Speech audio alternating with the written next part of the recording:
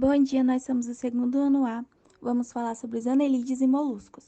O grupo é composto por Kevin, Carlos, Luiz Felipe, Gustavo, Saulo, Lídia, Maria Júlia Soares, Júlio, André e eu, Ana Clara. Começando pelas características gerais dos anelídeos, que são animais triblásticos, celomatos e com sistema bilateral. Sua estrutura corporal é composta por anéis, por isso o nome anelídeos, e revestido por celoma, que é uma cavidade corporal que se localiza no interior da mesoderme. Seu sistema digestório é completo. Em seguida é a boca, papo, a moela, intestino e finaliza no ânus. A sua respiração é feita pela pele, já que é úmida e fina, e permite fazer trocas gasosas com o ambiente, que é chamada também de respiração cutânea. Sua reprodução pode ser assexuada ou sexuada. As classificações dos anelídeos são oligoquetas, que eles apresentam cerdas curtas e em pouca quantidade. Tem também aquetas, que não apresentam cerdas e vivem no meio aquático ou pode ser também o terrestre meio úmido. E tem as poliquetas, que apresentam cerdas bem evidentes, vivem em meios aquáticos. Algumas características do sistema respiratório são a presença de pigmentos respiratórios, que são as hemoglobinas, facilitando a assimilação dos gases respiratórios e melhorando a eficiência de transporte dos mesmos. A respiração possui uma respiração cutânea indireta, ou seja, que depende de um meio úmido para sobreviver. E uma curiosidade, nas minhocas, a epiderme não possui uma camada de revestimento queratinizada, o que dificulta a troca gasosa. Os anelídeos apresentam o sistema digestório completo.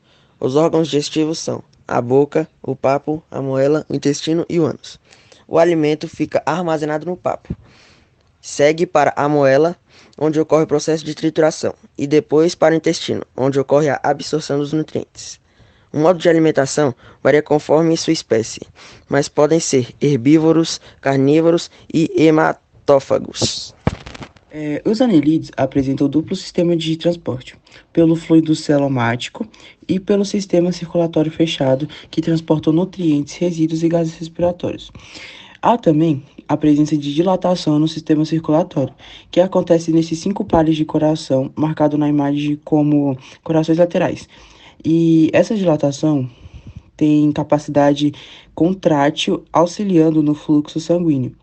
E o sangue circula nesse sistema fechado de vasos que possui vários capilares localizados nos tecidos.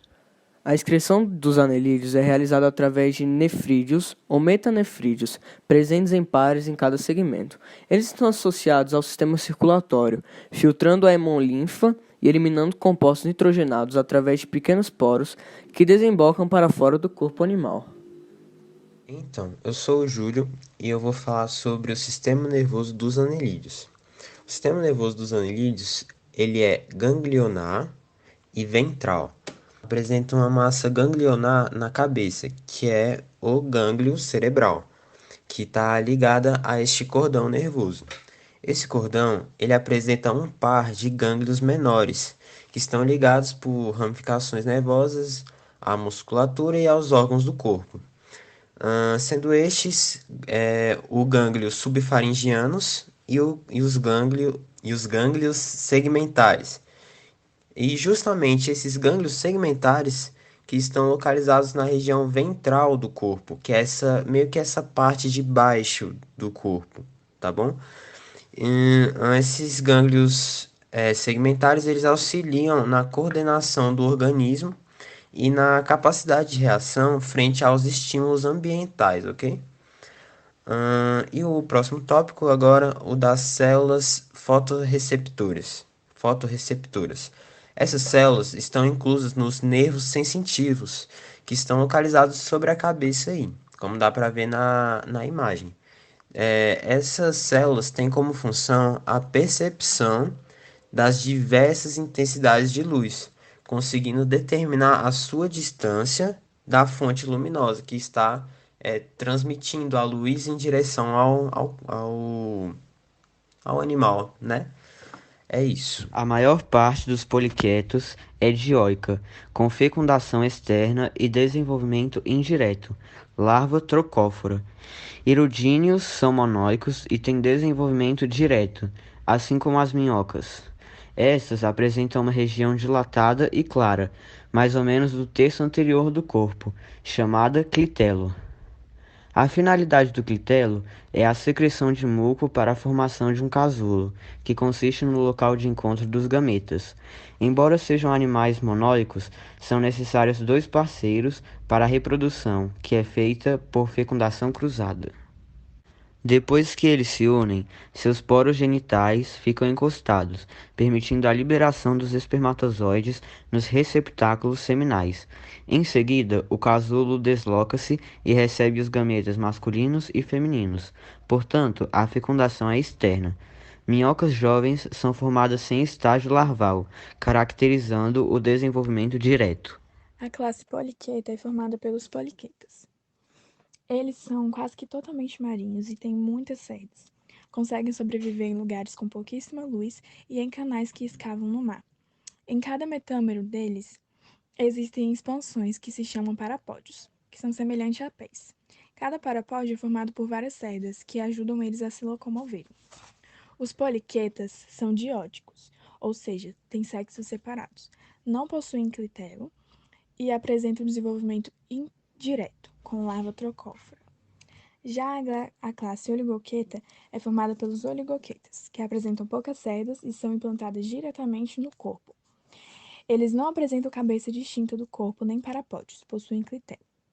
Eles habitam lugares com solos úmidos e ambientes de água doce. Estão entre eles a minhoca europeia, a minhoca comum e o minhocosul. Já a classe aqueta é formada pelos aquetos ou hirudíneos. Eles não apresentam cerdas, não têm a cabeça distinta do corpo, não têm tentáculos e nem parapódios. E o clitelo deles se desenvolve nos períodos reprodutivos. Em cada extremidade do corpo, eles têm ventosas, que ajudam a sugar o sangue dos animais que eles parasitam. Além de obter alimento com as ventosas, elas também auxiliam na locomoção deles e a se fixarem nos locais onde eles moram. Eles têm uma substância que é liberada, que é anestésica, na saliva deles, para quando eles sugam, a pessoa não sentir dor. Por isso que eles são empregados em muitas terapias. Características gerais dos moluscos. Então, os moluscos, eles são animais de corpo mole e geralmente desenvoltos por uma concha, que ajuda a proteger. Seu sistema digestório possui também completo, com a boca e o ânus. O alimento é conduzido pelo tubo digestivo, onde sofre a ação de enzimas. Sua respiração, pelo fato de serem encontrados em uma grande variedade de ambientes, ela apresenta vários tipos de respiração, como na água, a branquial, como terrestre, a pulmonar, e a respiração cutânea, que ocorre com as lesmas, que também vivem em ambiente terrestre, sob o solo e em árvores. A reprodução dos moluscos podem ser sexuada, com fecundação interna ou externa. A classificação dos moluscos são gastrópodes, que são moluscos que possuem a conchinha espiral constituída por uma única peça, diferente do bivalve, que possui duas, como o nome já diz, é bi. E os cefalópodes, eles não possuem peça, um exemplo é a lula e o polvo. O sistema digestório dos moluscos é completo. Apresentam órgãos diferenciados, como faringe, esôfago, estômago, intestino e glândulas anexas, como o hepatopâncreas, que libera suco digestivo. Com exceção dos bivalves, ostras e mexilhões, os moluscos possuem uma língua denteada, chamada de rádula, que raspa e fragmenta os alimentos que serão levados ao estômago. A respiração dos moluscos pode ser cutânea, branquial ou pulmonar.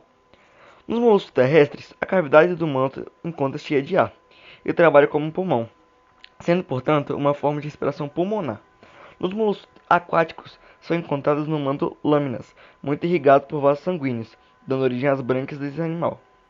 Os moluscos possuem estruturas excretoras que se abrem na cavidade celomática, os denominados nefrídeos. Pela abertura interna dessas estruturas, o nefróstoma penetram substâncias encontradas na corrente sanguínea e no líquido celomático. Em certos moluscos, como por exemplo nos celafópodos, os nefrídeos estão bem agrupados, originando um rim primitivo. Então, a maioria dos moluscos apresentam sistema circulatório aberto ou lacunar. Isso significa que depois que passa pelo coração, o sangue é transportado por vasos sanguíneos e chega à célula do animal por meio de hemocélios ou lacuna, voltando ao coração pela veia.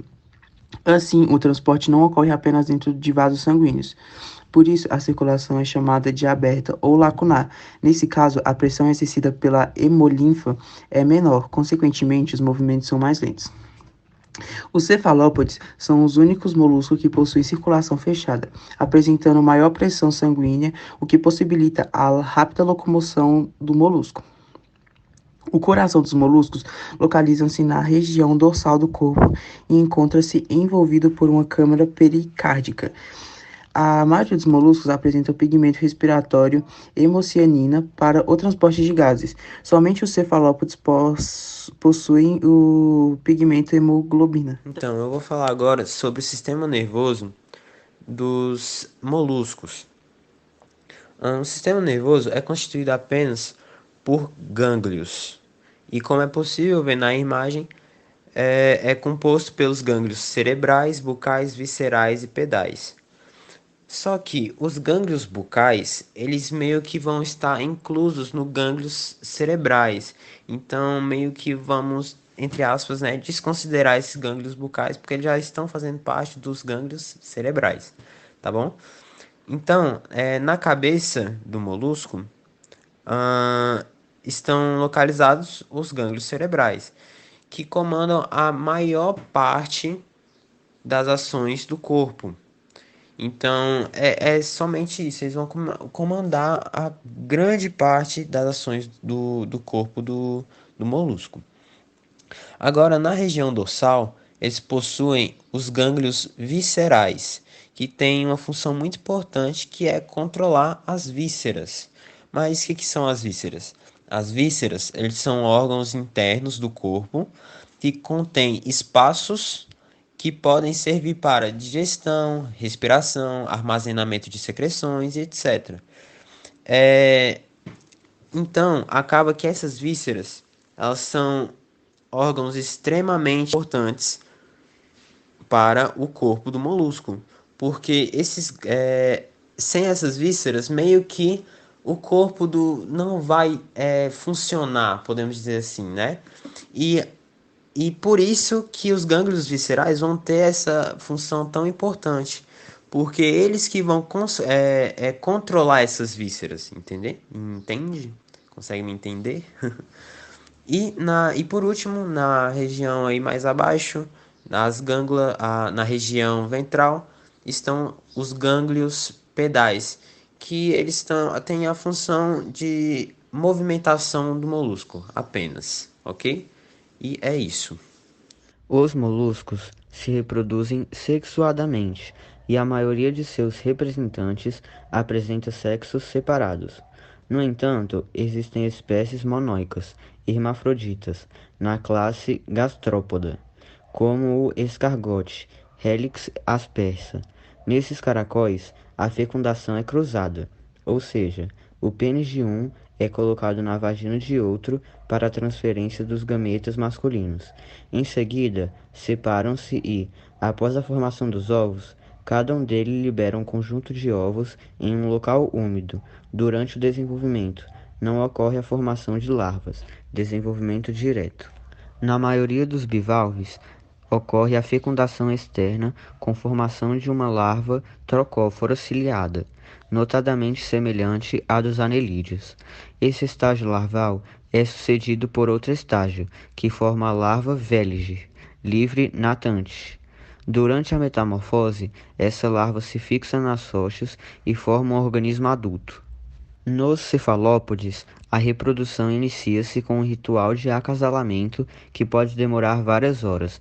Após a fecundação interna, a fêmea coloca os ovos em um ninho, esconderijo rochoso.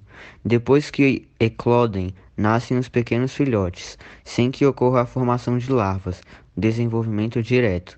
Após o nascimento, apenas a fêmea cuida da prole. A concha dos molúsculos é constituída de uma camada proteica orgânica, localizada mais exatamente denominada perióstraco, geralmente colorida. Também possui uma camada prismática mediana, com células impregnadas de cristais de carbono de cálcio, e a camada nacarada, mais interna, também calcária, que é lisa e brilhante. A produção da pérola pela ostra nada mais é do que um mecanismo de defesa do animal. Quando ocorre a penetração de corpos estranhos, como grãos de areia, parasitas, pedaços de coral ou rocha, entre a concha e o manto. Quando esse corpo estranho está no interior da ostra, o manto do animal envolve essa partícula em uma camada de células epidérmicas, que produzem sobre ela várias camadas de nácar, originando a pérola. Oi, meu nome é Maria Júlia Dadá e eu vou falar sobre a classificação dos moluscos. Os critérios utilizados para essa divisão são morfologia, localização do pé e o tipo de concha. O primeiro é da classe Gastrópoda, que inclui a maior parte dos moluscos. São representados por caramujos, caracóis, lesmas terrestres e marinhas e habitam os ambientes terrestres, marinhos e dulcícolas. Se encontram em regiões litorâneas e de profundidade. Exceto as lesmas, todos apresentam a concha formada somente pela válvula. E essa concha serve para proteger o animal, pois ele possui torção, podendo assim se enrolar dentro dela.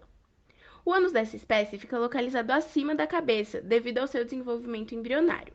E elas apresentam também um ou dois pares de tentáculos sensoriais na cabeça, onde ficam localizados seus olhos e suas estruturas quimiorreceptoras. Em seguida, temos a classe bivalve, que apresentam a concha formada por duas válvulas como principal característica. A maioria vive em ambiente marinho, mas muitas podem ser encontrados em lagos e cursos d'água. Alguns mantêm contato com regiões mais profundas, como as vieiras, mas a maioria tem vida sedentária e vivem dentro de suas conchas, como mexilhões e as ostras. Não possuem cabeça nem rádula, e a cefalização é reduzida. O pé tem forma de machado, realizando assim a escavação. O organismo é totalmente protegido pelas válvulas, por isso eles se alimentam pela filtração. O que pode ser um problema para quem ingere esses animais, pois podem ficar retidos materiais tóxicos nele, causando assim infecções e intoxicações alimentar graves. Depois, temos a classe Cefalopoda.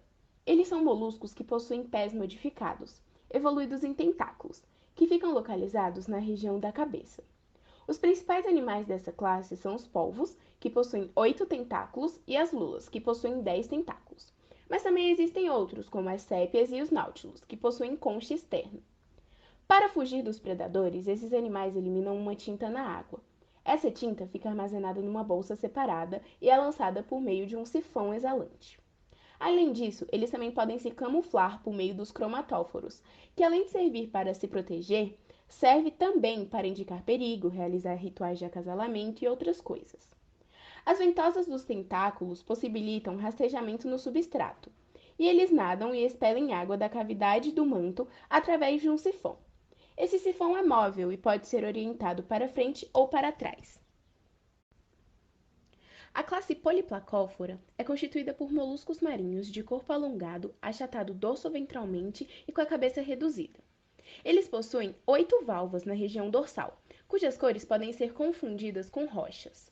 São animais pequenos que habitam as regiões entre marés e se alimentam de algas utilizando a rádula. Esse é o caso dos quítons. A classe Scafopoda também é constituída por moluscos marinhos, porém eles possuem o corpo fino. Seu organismo se mantém protegido por uma concha em formato de tubo, aberta na parte de cima e de baixo, e apresentam a forma de um dente canino. O corpo é constituído apenas pelo pé e a massa visceral, pois eles não apresentam cabeça. Porém, eles possuem boca e rádula. São todos marinhos e utilizam o pé para cavar. Mantêm-se enterrados na areia ou no lodo de águas rasas.